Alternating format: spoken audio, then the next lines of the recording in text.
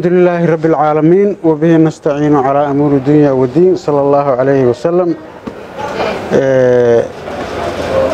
waxaan rabaa markuu ugu horeyso inaan u mahad celiyo mas'uuliyiintii wasiiradii xildhibaanadii dawladda federaalka iyo xildhibaanadii iyo wasiiradii kale ee dawlad goboleedka koonfur galbeed iyo mas'uuliyiintii saraakiisha ciidamada ku jireen ugu soo dhaweeyay magaalo madaxda Soomaaliya muqdisho si ehelnimo ah walaalnimo ah oo sharaf leh oo soo dhaweyn diiran leh aad iyo aad ugu mahadsantiin waan kaga mahad celinahay soo dhaweyntii qiimaha badnayd runtii dareen kale iyo nasiinaysa iyo inaan dadaalkaanagi aan sii wadno marka kalsoonida aad nagu soo dhaweyseen waa ku mahadsantiin waxaan u nimid safar shaqo oo isugu jiro wada tashi iyo inaan sameeyno haddii Ilaahay yiraaho saala socoteen muddadan webiga Shabeelle ya fatahaad waday deegaano badan oo Shabeellada hoose ah yaa ku fatahay oo dad badan barakac ku sameeyay dhibaato badan sameeyay afgooye ilaa iyo laga gaaro qoryoolay inta u dhaxaysa intaba xitaa wala weyn haataa gaaray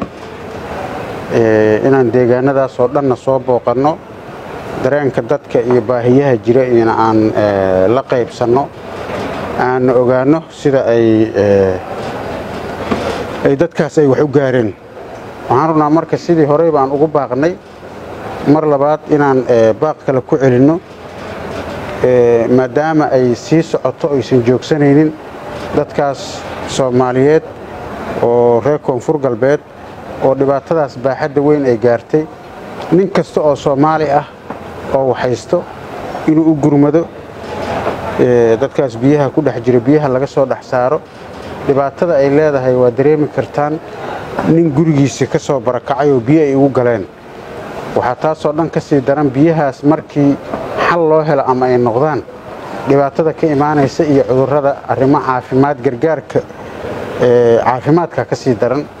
oo waxa suurtagal ah inay shuban biyood u bilowdo waxa laga yaabaa inay malaariya bilaabato ayadaas oo dhan gurmad u baahan marka cid kasta oo dadka Soomaaliyeed ay ugu horeeyaan inay u gurmadaan dadkaas walaalahooda hay'adaha samafalka iyo dawladda federaalkana sidaas oo kale ayagana ay gurmadaan dawladihii kale ee gurman karo oo wax soo gaarsiin karana ay soo gaarsiiyaan safarkaas shaqo ahaa waana joogi doonaa insha Allah usbuucan haddii Ilaahay yiraaho dawladda federaalka iyo madaxda dawladana wada tashiyo oo arrimaha federaalka ayaan kala sameyn doonaa aad iyo aad u mahadsantiin waxaan rabaa inaan halkaan hambalyo uga diro madaxda dawlad goboleedka Puntland oo ay maanta tahay sanad guuradii 22aad ee Puntland ayagana hambalyo inaan iraaho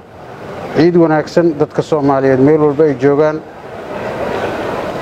mar labaad iyo mar saddexaad aad iyo aad u mahadsantiin. Assalaamu calaykum waraxmatullaahi wabarakaatuh.